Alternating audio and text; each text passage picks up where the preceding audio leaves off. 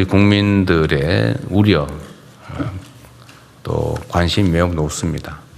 이게 참으로 안타까운 것이 정부의 통제에 있는 관리 범위 내에 있으면 뭐 손이라도 써보겠는데 이게 헌법이 정한 독립기관이다 보니까 관리도 통제도 불가능한 상황입니다. 심지어 국회도 그렇게 일상적인 감시 관리가 어렵다 보니까 그 내부가 많이 좀 문제가 생긴 것 같아요. 그게 문제가 쌓이고 쌓이다 보니까 심지어 투표지가 부족하다는, 그래서 투표에 장애를 느끼는 그런 상황이 됐습니다. 전 세계가 대한민국의 민주주의를 정말 선망할 정도인데 이를 핵심적으로 담당하는 선관위가 이와 같이 통제불능 상태에서 있을 수 없는 일을 저지른 점에 대해서는 뭐 좀 변명의 여지가 없습니다. 신속하게 대안을 마련하고 대책을 세워야 되겠죠. 국회가 또 여야 간에 대책을 만들고 있다니까 뭐 저희도 기대하고 또 협력하겠는데 일단 그 안에 있는 여러 가지 이 부정적 요소를 제거하는 일은 지금부터라도 최선을 다해야 될 것 같습니다. 검찰하고 경찰에서 합동수사본부 만들어서 수사를 잘하고 계시겠죠? 어디? 네, 진행하고 있습니다. 몇 명 정도 규모입니까 지금? 현재 30명 정도 됩니다. 30명. 검경 합쳐서? 예, 합쳐서 그렇습니다. 계속 숫자는 좀 늘어나고 있습니다. 아, 좀 늘려야 될 것 같아요. 이게 이제 이번에 투표 과정에서 생긴 문제도 중요한데, 예. 그거와 관련되어 있는 간접적인 좀 부정부패 사안이라든지, 또 그 과정에서 드러나고 있는 황당무계한 일들이 있지 않습니까? 예를 들면 뭐 예산 낭비라든지, 또는 전에는 뭐 문제는 해결됐는지 모르겠는데 채용 비리 문제 같은 것도 잘 정리됐나 모르겠어요. 어쨌든 그런 문제든 아니면 맞아 내부 운영 과정에서 국민들이 납득하지 못하는 황당한 일이 많이 생기는 것 같은데 그런 문제들에 대해서도 수사상 필요하면 충분히 다 수사하면 좋겠어요. 전반적인 진상 규명에 집중하겠습니다. 네. 어쨌든 내부가 좀 경각심을 갖지 않고 좀 방만하게 운영한 측면이 있는데 그 점에 대해서 형사적으로 문제되는 부분들은 다 정확하게 수사하고 밝혀서 책임을 물어야 될 것 같습니다. 네, 살펴보도록 하겠습니다. 네. 그리고 지금 주식시장 관련해서 뭐 이런 여러 가지 정책들을 지금 정책실에 준비하고 있다고 했죠. 관련 부처도 다 같이 의논하고 있을 것 같은데 이게 주식 매각대금 청산이 지금 현재는 이틀이 걸리지 않습니까? 근데 이걸 좀 앞당기자는 논의를 하는 모양인데 그 시행 시기와 관련해서 뭐 내년 하반기 뭐 이렇게 얘기를 한다고 하는데 뭐 꼭 그래야 되는지 한번 점검해 주시기 바랍니다. 각 부처들도 마찬가지로. 예. 기술적인 약간의 좀 어려움이 있는데요. 또 뭐 방안을 찾고 있습니다. 네, 이게 이제 주식 시장 참여자들 입장에서는 아 내가 주식을 팔았는데 요즘 같은 세상에 뭐 그 돈 돌려봤는데 이틀씩 걸리냐 납득이 잘 안 될 수도 있고 또 이게 그 해당 증권사들은 그 사이에 이 자금을 이용해서 꽤 혜택을 보는 모양이에요. 그게 좀 정당하지 않은 측면도 있어서 좀 단축하기 바랍니다. 이게 요즘 이 가짜뉴스 또 혐오, 조롱 이게 그냥 과거에는 뭐 장난으로 있을 수 있는 일이지 뭐 표현하다 보면 좀 과할 수도 있지 이런 정도로 넘어갔는데 지금은 이게 체계적인 공격 수단 또는 부당한 이익을 얻는 수단이 돼가고 있는 것 같아요.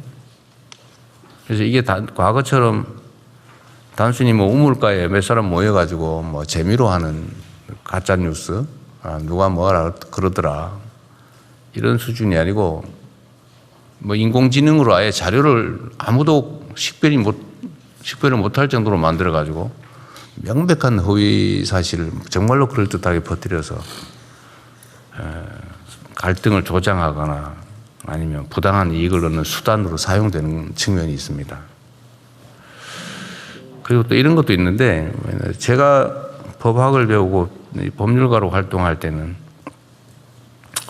뭐뭐뭐라는 소문이 있더라, 뭐뭐라고 하더라 이런 것도 누가 그런 소문을 냈다고 하는 게 사실이라 하더라도 그 소문이 사실이 아니면 허위사실 공표로 책임을 져야 된다는 거잖아요. 그런데 따옴표를 쳐가지고 땡땡땡땡이라고 주장하더라고 무책임하게 사실상 허위사실을 공표 확산하는 그런 행위가 너무 당연한 것처럼 마치 그게 진실을 전달한 것처럼 이렇게 악용되는 경우가 많은 것 같아요. 우리 안규백 장관님이 어디 가서 대형 사고를 쳤다고 우리 조현 장관님이 얘기를 했다고 하면 조현 장관이 그렇게 말하더라 라고 하는 행위 자체는 진실을 말한 것 같지만 사실은 아니죠. 그게 진짜 사실. 이게 이제 일반적인 상식인데 그런 소문이 있다는 게 사실이니까 라고 해서 책임이 없는 것처럼 생각하는 경우가 꽤 있는 것 같아요. 근데 이 점을 좀 명확하게 해야 됩니다. 그건 말이 안 되죠.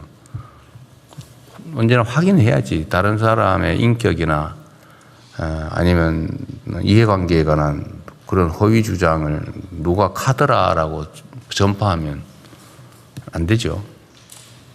그래서 이런 점에 대해서 우리 분쟁이 될 경우에 수사기관이 좀 엄정하게 하면 좋겠어요. 이게 가짜뉴스나 조롱 혐오 또는 뭐 조작물 이런 것들을 전달하는 게 과거처럼 그냥 한두 개인의 피해로 그치는 게 아니라 이게 이제 엄청난 사회적인 갈등 대립을 초래하잖아요. 엄청난 사회적 비용을 부담해야 되기 때문에 과거와 다르게 평가해야 될 것 같습니다. 이게 엄청난 사회적인 분란을 가져오잖아요. 뭐 부정선거 이런 것. 제가 그런 걸 가끔 보면 아니 이게 부실한 건 사실인데 그렇다고 그게 전체적인 선거 자체가 부정될 부정선거는 아니잖아요. 의도를 가지고 했는지는 밝혀봐야 되겠지만 어쨌든 그런 점에 대해서 그 수사기관이 좀 엄정하게 좀 책임의 강도를 좀 높여주면 좋을 것 같습니다.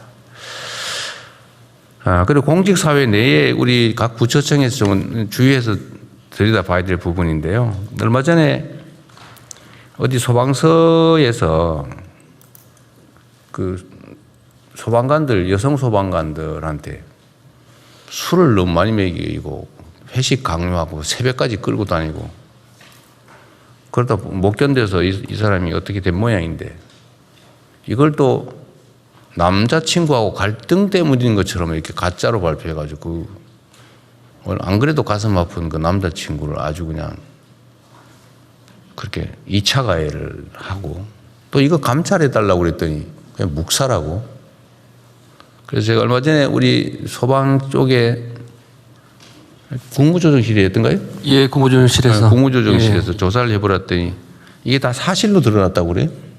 예, 사실 드러났습니다. 예. 이게 막상 결국은 정말 이게 유명을 달리하는 그 본인의 고통은 얼마나 심각했을 것이며 또 이걸 잃은 그 남자친구라 그 가족들은 얼마나 가슴 아플 것이며 이거 좀 밝혀달라고 하는데 이것도 묵살해가지고 얼마나 또 속쓰렸을 것이며 이게 입장을 바꿔 생각하면 어떻게 이럴 수가 있습니까? 직장이 먹고 살겠다고 직장을 갔더니 상사라는 사람들이 겨우 하는 짓이 그 뭐 자기들의 놀잇감 비슷하게 술 먹고 노는 유흥 대상으로 쓴 거 아닙니까? 이 직장 내 갑질이라고 하는 거죠. 이것도 최악의 갑질인데 이게 문제는 이게 그렇게 심각한 행위인 줄 모른다는 거예요. 뭐 술 좀 같이 먹고 같이 좀 시간 좀 보내자는데 뭐 부하 직원이 그 정도는 할 수 있지. 이렇게 생각하는 경향이 있다는 거예요. 과거에는 이게 뭐 그렇게 할 수 있었겠죠. 뭐 노래방 데려가서 노래시키고. 그래서 이게 각 부처청에서 좀 각별히 좀 챙겨주면 좋겠습니다. 혹시 이런 요소가, 아니, 이런 게 지금 최근에 벌어진 일 아니에요. 어떻게 이럴 수가 있어요, 이게. 각 부처청에서 내부 조직 점검을 꼭 좀 해 보십시오. 이게 조직 내 문화에서 그 여직원들을 상사 옆자리에 앉히려고 일부러 그런다든지, 아직도 그러고 있다 그래요? 그 여성들한테, 여성 직원들한테 술 따르라 그러고 말이에요. 2차 가는데 강제로 데려가고, 술 억지로 먹이고, 원샷 시키고. 그 술 싫다는데 왜 원샷을 시킵니까? 그 자기나 먹지.